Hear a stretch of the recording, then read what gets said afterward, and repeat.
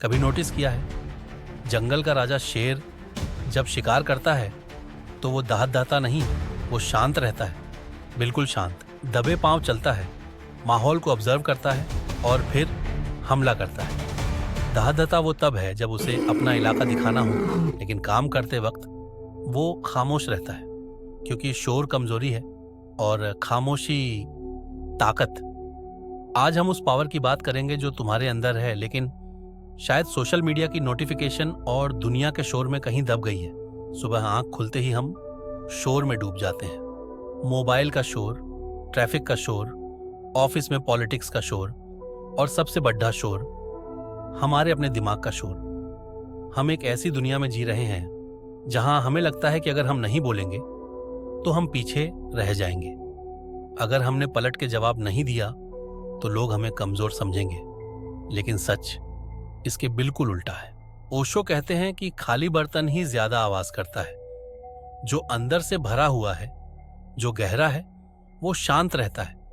जब तुम्हारे पास दिखाने के लिए सच में कुछ होता है तो तुम्हें चीख चीख कर बताने की जरूरत नहीं पड़ती। तुम्हारा होना, तुम्हारी प्रेजेंस ही काफी होती है। गौर करना, महफिल में सबसे ज्यादा शोर वही मचाता है जिसे अपनी बात मनवाने की जल्दी होती है, जिसे वैलिडेशन चाहिए। लेकिन खामोशी सिर्फ स्पिरिचुअल नहीं है, खामोशी एक बहुत बड़ी स्ट्रैटेजी है।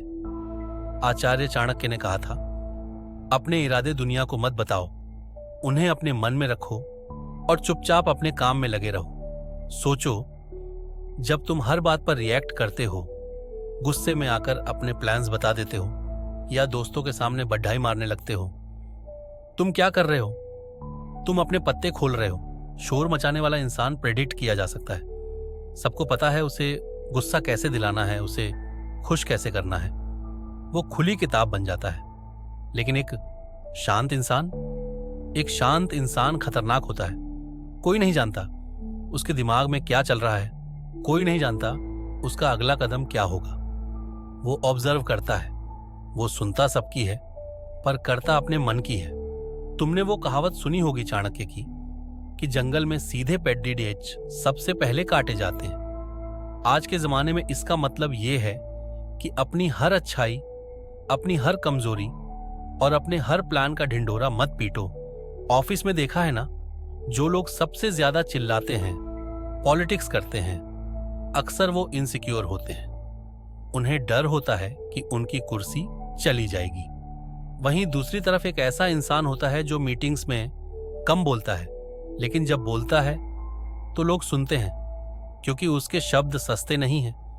उसने अपनी एनर्जी फालतू की बहस में वेस्ट नहीं की। सोशल मीडिया पर देखो, लोग अपनी खुशी, अपना प्यार, अपनी सक्सेस दिखाने के लिए कितना शोर मचाते हैं। ऐसा लगता है जैसे वो दुनिया को नहीं, खुद को यकीन दिला रहे हैं कि वो खुश हैं। जो सच में सफल है वो शांत है। जो सच में खुश है उसे किसी के लाइक या कमेंट की भूख नहीं है। तो अब सवाल यह है कि इस ताकत को, इस साइलेंस को यूज कैसे करें? बहुत सिंपल है।